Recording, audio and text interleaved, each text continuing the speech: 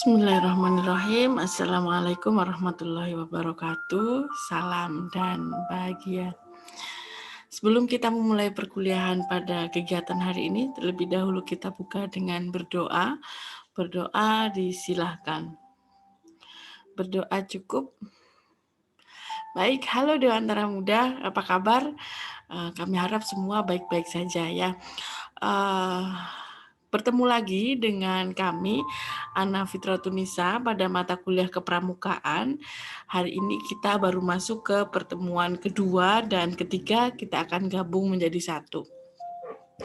Sebelum kita lebih lanjut menjelaskan tentang kegiatan kepramukaan pada pertemuan kali ini, kami memohon maaf karena beberapa minggu kemarin kami tidak bisa bertemu secara langsung melalui virtual dengan teman-teman semua.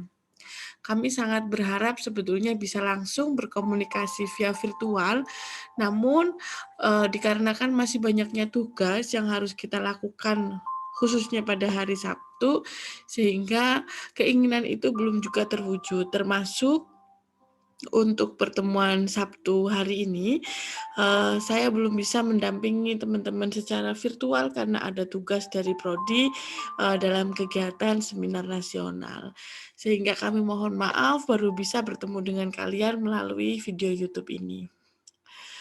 Mahasiswa penempuh mata kuliah kepramukaan yang terpelajar pada pertemuan pertama kemarin, kami sudah memaparkan tentang bagaimana sistematika kegiatan kepramukaan yang akan kita lakukan, baik dalam kegiatan perkuliahan maupun dalam kegiatan KMD yang akan dilakukan nanti setelah UAS. Hari ini pada pertemuan 2 dan 3 kita akan memasuki pada materi tentang kepramukaan dasar serta peran dan tugas pembina dalam kegiatan pramuka. Kami telah membaca cerita-cerita yang telah kalian kumpulkan dalam tugas pertemuan pertama kemarin tentang pengalaman kalian dalam mengikuti kegiatan pramuka. Ada yang dari kegiatan pramuka sangat aktif, ada juga yang belum pernah mengikuti kegiatan pramuka, ada juga yang mengikuti kegiatan pramuka karena sesuatu hal yang wajib. Nah, karena kalian sekarang sudah mengambil keputusan masuk ke Prodi PGSD, itu artinya secara tidak langsung kalian sudah menginginkan menjadi guru SD. Guru SD saat ini, di samping sebagai guru, mereka juga harus bisa menjadi pembina pramuka, karena pramuka adalah merupakan ekstrakurikuler wajib yang ada pada kegiatan di jenjang sekolah dasar, sehingga mau tidak mau kalian juga harus mempersiapkan diri untuk menjadi calon pembina pramuka.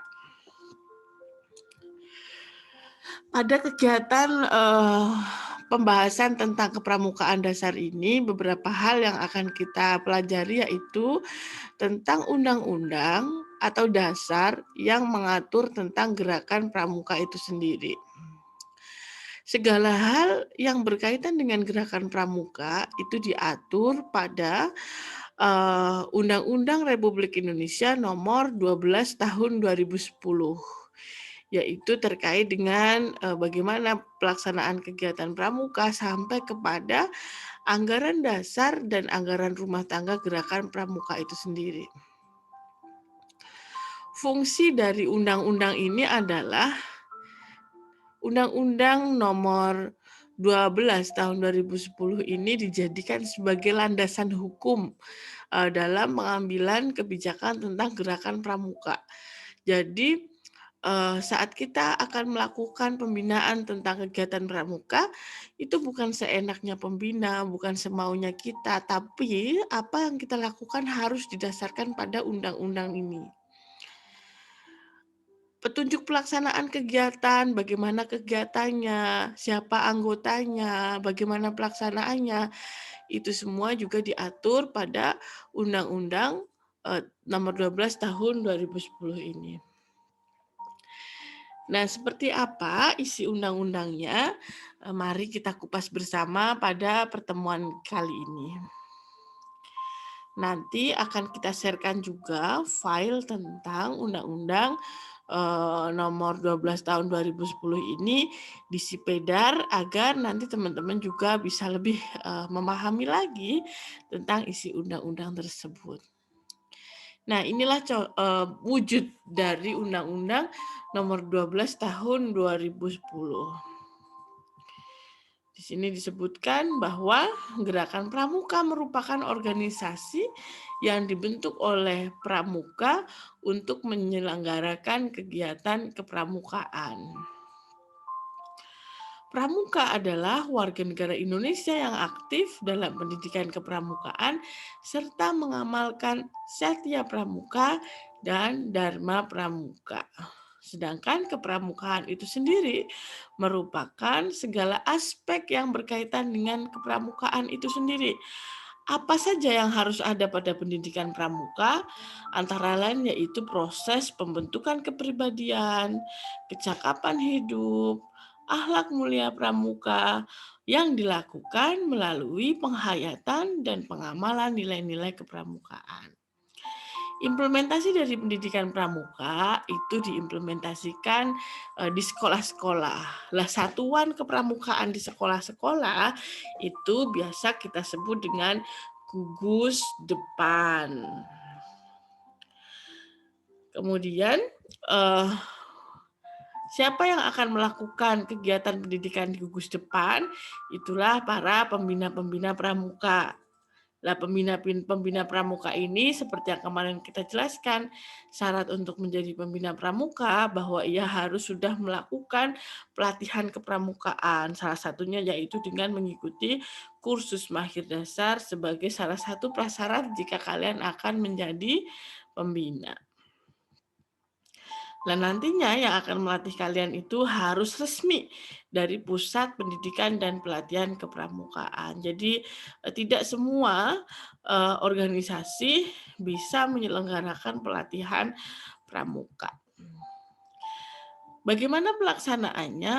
Pelaksanaan gerakan pramuka pastilah berasas pada Pancasila. Kemudian apa sih sebetulnya fungsi dari pramuka itu tersebut?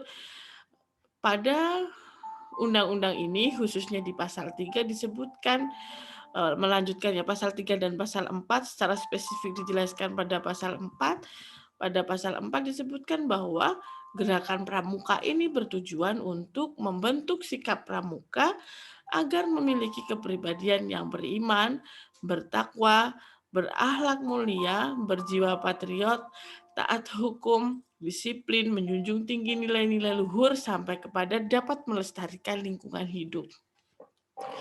Dari penjelasan-penjelasan yang kita sampaikan dari awal sampai saat ini, maka dapat disimpulkan bahwa sebetulnya gerakan pramuka dan kegiatan-kegiatan kepramukaan dapat terimplementasi sesuai dengan tujuan yang diharapkan jika sebetulnya pembinanya dululah yang memiliki sikap-sikap kepribadian yang seperti tadi disampaikan, harus beriman, bertakwa, berakhlak mulia, disiplin, sampai mampu melestarikan lingkungan hidup. Jangan sampai kita mengajarkan hal-hal tersebut kepada siswa kita, namun kita pribadi sendiri belum bisa. Sehingga mulai saat ini kita harus merubah mindset, kalian adalah calon pembina pramuka, yang mana apapun yang akan kalian lakukan itu akan menjadi tauladan atau akan dicontoh oleh siswa-siswa kita.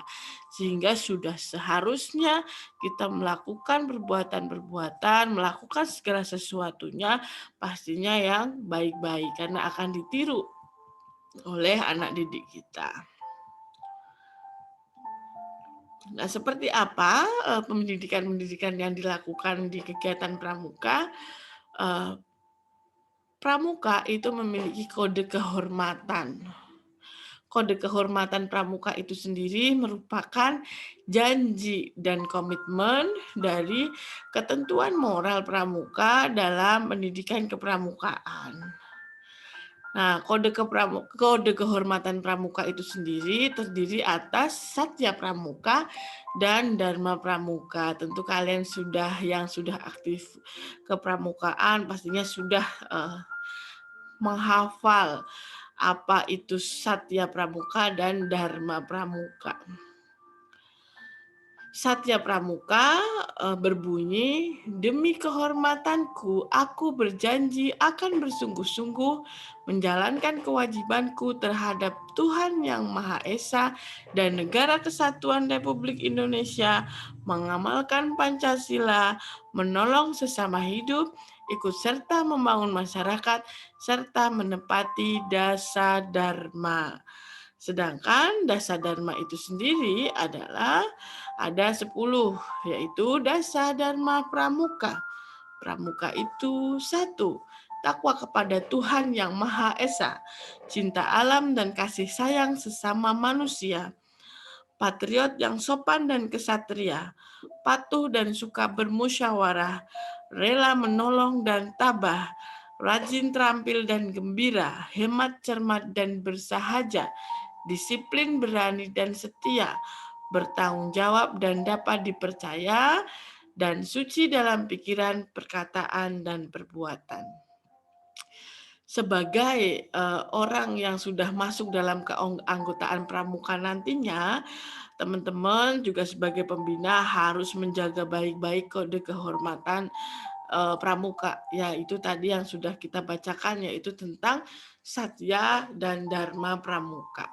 Sehingga kalau kita cermati, kalau kita resapi dengan sesungguh-sungguh, seorang pramuka itu sungguh berat, karena ya tadi harus berjanji benar-benar menjalankan kewajiban. Berarti kalau menjalankan kewajiban dan takwa kepada Tuhan Yang Maha Esa itu artinya harus menjalankan semua aturan sesuai dengan kepercayaan yang sudah kalian anut.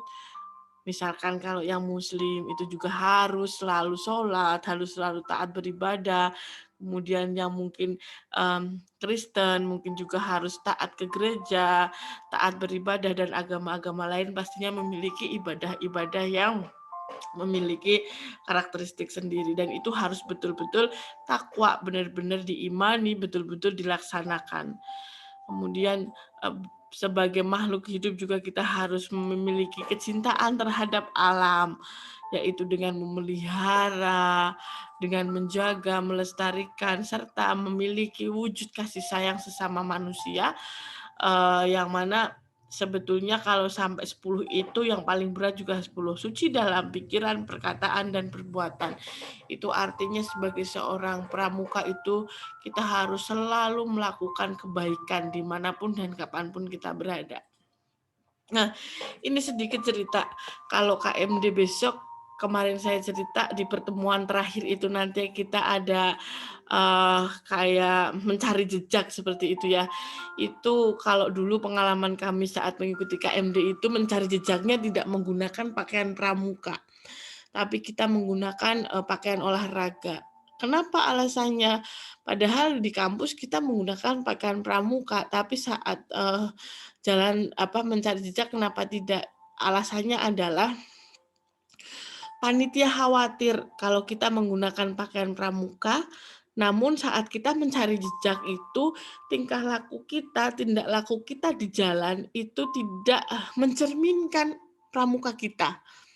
Sehingga itu yang menjadikan panitia itu khawatir, jangan-jangan saat kita menggunakan pakaian pramuka itu nanti justru akan mencoreng nama baik pramuka itu sendiri. Nah, dari perkataan tersebut, dari cerita tersebut yang tadi sudah kami jelaskan, dapat kita ambil kesimpulan bahwa saat kita mengenakan pakaian pramuka, kita harus menyadari dengan sungguh-sungguh kita sedang tidak hanya membawa nama baik diri kita sendiri, namun kita juga membawa nama baik pramuka itu. Sehingga saat kita mengenakan pakaian pramuka, kita harus betul-betul mengimplementasikan apa yang ada pada Satya dan Dharma pramuka itu sendiri. Begitu kira-kira beratnya sebetulnya, apalagi menjadi pembina, harus menjadi tauladan dalam mengimplementasikan Satya dan Dharma ini. Kemudian bagaimana metode belajarnya dalam kegiatan pramuka. Pada undang-undang ini juga disebutkan bahwa kegiatan-kegiatannya itu dilakukan, nanti juga bisa dijelaskan secara spesifik di akhir, yaitu dengan learning by doing, yaitu belajar dengan langsung melakukan, tidak hanya teoritis saja tetapi juga langsung action. Pembelajarannya dilakukan di alam terbuka, kegiatannya harus menantang, dan pastinya ada penghargaan berupa tanda kecakapan, misalkan tanda kecakapan umum, tanda kecakapan khusus, tanda pramuka Garuda, dan lain sebagainya. Dan metode belajar di pramuka itu harus ada satuan terpisah antara putra dan putri. Kemudian kita tidak secara spesifik membahas ya karena kita ada keterbatasan waktu. Kita membahas undang-undang ini lebih kepada poin-poin pentingnya. Kemudian pada undang-undang ini disebutkan pembelajarannya dilakukan dengan sistem Among. Besok pada beberapa pertemuan berikutnya kita juga akan mempelajari bagaimana implementasi dari sistem Among pada kegiatan pramuka ini, yaitu dengan mengimplementasikan trilogi kepemimpinan, yaitu Ingarso Sung Tulodo, Ing Madya Mangunkarso, Tutwuri Handayani. Kemudian jenjang kepramukaan, ada pramuka siaga, penggalang, penegak, dan pandega. Nanti secara spesifik di belakang sudah kami rangkumkan hal-hal yang penting dalam undang-undang ini. Baik, nanti secara spesifik kalian bisa pelajari sendiri saat ya kita menjadi pembina pramuka, kita harus betul-betul memahami apa isi undang-undang ini agar saat melakukan kegiatan pembinaan itu sesuai dengan peraturan perundang-undangan yang ada. Baik, secara spesifik saya sudah sedikit merangkumkan di PowerPoint tadi terkait dengan inti dari beberapa hal-hal penting yang perlu kita perhatikan di Undang-Undang Nomor 12 Tahun 2010. Salah satunya adalah pramuka itu memiliki moto. Moto dari gerakan pramuka adalah Satyaku Kudarmakan, Dharmaku Kubaktikan. Satya itu artinya janji, Dharma itu artinya tingkah laku, sedangkan bakti adalah suatu pengabdian. Jadi saat kita membahas tentang Satya Kuku Dharmakan, itu artinya janji yang aku lakukan, janji yang aku sampaikan itu akan dilakukan dengan akan diwujudkan dengan sebuah tingkah laku. Kemudian tingkah laku yang kita lakukan itu akan dijadikan sebagai wujud pengabdian. Jadi moto ini sangat betul-betul memperlihatkan bahwa hidup kita itu betul-betul berpasrah untuk melakukan segala kebaikan, dan kebaikan yang kita lakukan itu pastinya tanpa imbalan jasa karena itu dianggap sebagai pengabdian. Itulah mengapa sebetulnya kalau pramuka betul-betul dilakukan dengan sesuai dengan peraturan, itu pramuka dapat membentuk nilai-nilai karakter dan budi pekerti luhur yang sangat luar biasa, dengan catatan yang bisa diimplementasikan sesuai dengan peraturan. Pastinya pembinanya dulu yang harus bagus terlebih dahulu. Ini tadi sudah kita bahas ya, janjinya itu apa? Janjinya yaitu Satya dan Dharma. Pramuka juga memiliki lagu, mungkin teman-teman juga sering nyanyi ya. Kami jadi pandumu. Itu nanti pastikan kalau biasanya kita akan melakukan kegiatan pramukaan, pastinya kita menyanyi lagu ini. Siapa sajakah anggota-anggota gerakan pramuka? Tadi di undang-undang tersebut dijelaskan, tapi belum secara spesifik. Nah, ini kami akan menjelaskan secara spesifik siapakah anggota-anggota dari pramuka. Anggota pramuka itu terdiri dari 2 jenis, yaitu anggota muda dan anggota dewasa. Anggota muda merupakan anggota gerakan pramuka yang mana biasanya ini masih dalam tingkat satuan pendidikan. itu dibagi menjadi 4 golongan, yaitu yang pertama adalah golongan siaga. Siapakah yang masuk dalam golongan siaga ini adalah mereka-mereka yang beranggotakan anggota pramuka yang memiliki usia 7 sampai 10 tahun. Yaitu sekitar siswa kelas 2 sampai kelas 5. Sedangkan golongan penggalang adalah mereka anggota yang berusia 11 sampai 15 tahun, yaitu kadang ada yang sudah kelas 5 atau kelas 6 sampai SMP kelas 2. Sehingga sebetulnya di kegiatan satuan pendidikan SD itu ada 2 golongan siaga dan golongan penggalang. Nanti biasanya ada upacara-upacara untuk merubah dari siaga ke penggalang, kemudian biasanya ini ada di kelas terendah dan kelas tinggi gitu. Kemudian golongan yang ketiga adalah golongan penegak. Golongan penegak ini adalah bagi mereka-mereka yang berusia 16 sampai 20 tahun dan golongan pandeka adalah mereka-mereka yang berusia 21 sampai 25 tahun. Biasanya ini mahasiswa yang mengikuti UKM pramuka. Itulah yang disebut dengan anggota muda. Nah, di pramuka sudah kita cermati ya, hanya ada 2 anggota muda dan anggota dewasa. Itu artinya nggak ada anggota tua. Itulah mengapa pramuka selalu disebut kakak, karena nggak ada yang tua. Adanya muda dan dewasa. Bagaimana dengan anggota dewasa? Anggota dewasa adalah mereka-mereka anggota yang berumur lebih dari 25 tahun. Biasanya mereka memiliki kegiatan yang terdiri atas sebagai tenaga pendidik, yaitu bisa jadi pembina pramuka, bisa jadi pelatih pembina, bisa jadi pembantu pembina, pamongsaka, ataupun instruktur saka. Itu yang kita pelajari pada pertemuan kedua. Karena ini disambung, kita akan langsung lanjut ke pertemuan ketiga, yaitu membahas tentang peran dan tugas pembina. Tadi sudah kita bahas secara keseluruhan kewajiban-kewajibannya. Sekarang lebih ke spesifik. Kalau kita sebagai pembina, itu hal-hal yang perlu diperhatikan sebagai pembina itu apa saja dan bagaimana perannya. Meskipun sebetulnya nanti akan bisa kita lebih bahas lagi pada tema sistem Among, namun ini secara garis besar kita singgung di pertemuan ketiga ini.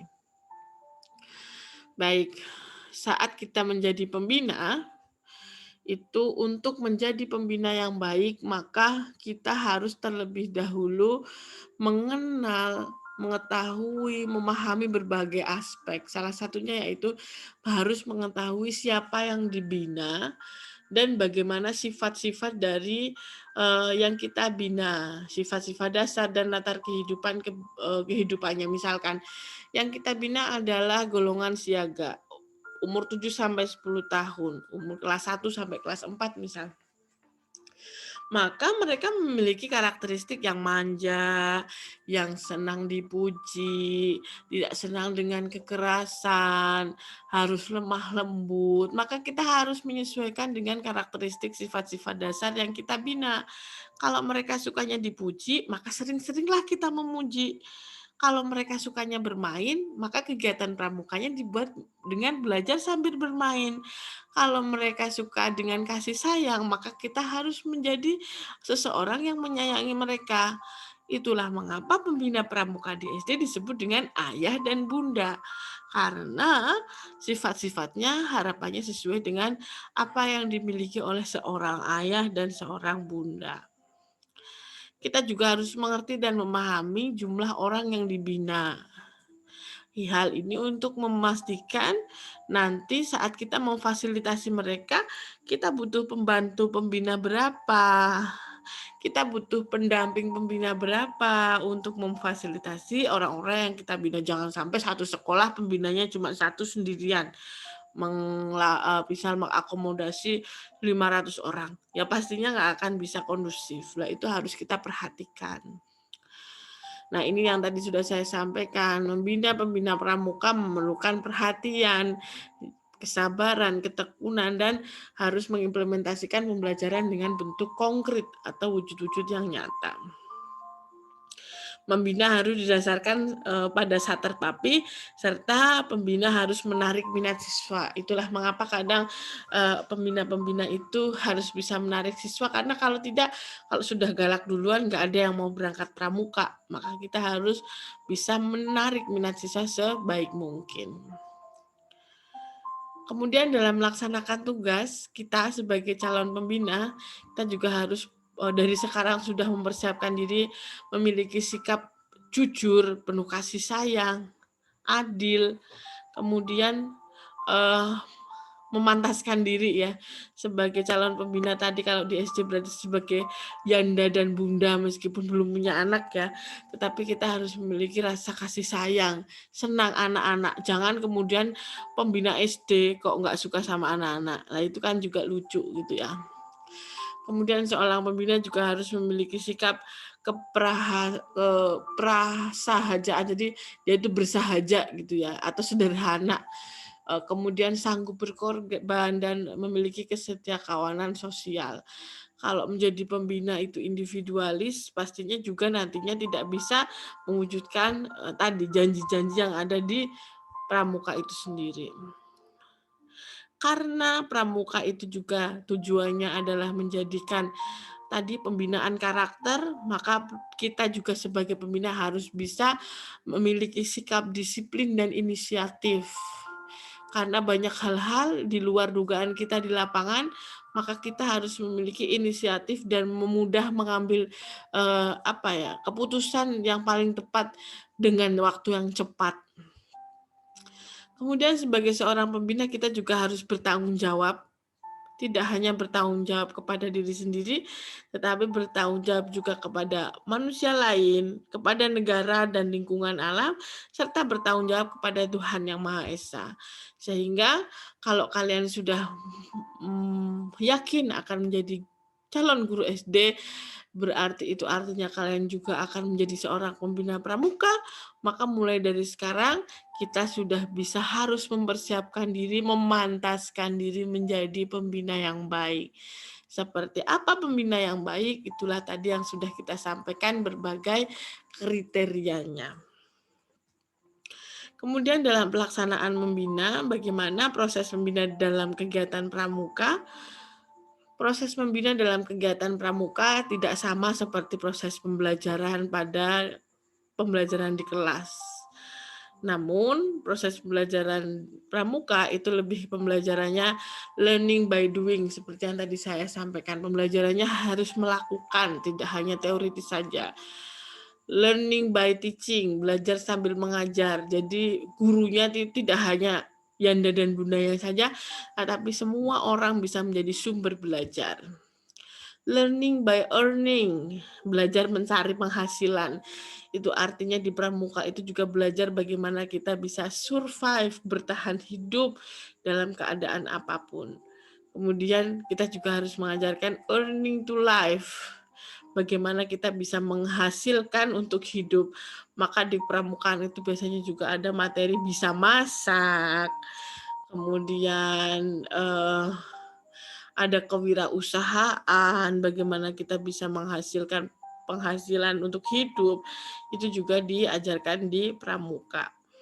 Di pramuka itu juga ada proses pembelajarannya harus dilakukan dengan living by serve atau kehidupan untuk bekal mengabdi. Jadi yang seperti tadi kita sampaikan, sikap sosial atau jiwa sosialnya itu harus tumbuh. Kemudian terakhir, proses pembinaan pramuka harus dilakukan dengan learning to be, yaitu belajar menjadi dirinya sendiri. Jadi kita memiliki karakter, tidak bergantung kepada orang lain, tetapi kita mulai memiliki kepribadian yang baik untuk diri sendiri. Baik, sekian teman-teman pertemuan kedua dan ketiga. Nanti secara spesifik kalian bisa cermati di Sipedar. Kemudian ini ada tugas sebagai bukti dari presensi pertemuan kedua dan ketiga, yaitu silahkan kalian sharing dari hasil pertemuan kedua dan ketiga ini, kalian simpulkan sebagai calon pembina pramuka, menurut kalian jelaskan dengan bahasa kalian hal-hal apa saja yang harus kalian persiapkan untuk menjadi pembina pramuka yang baik. Silahkan dituliskan di Word atau di PDF-kan, kemudian nanti dikirimkan pada forum tugas. Selamat berproses, selamat belajar teman-teman. Sampai ketemu pada pertemuan berikutnya. Terima kasih. Wassalamualaikum warahmatullahi wabarakatuh. Salam.